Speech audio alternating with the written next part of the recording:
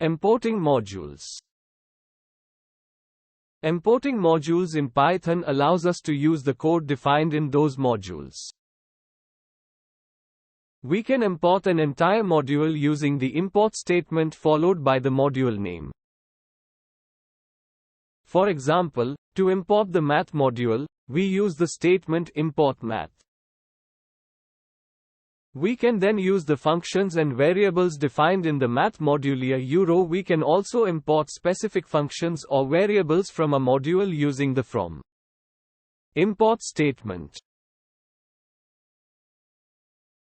For example, to import only the sqrt function from the math module, we use the statement from math import sqrt.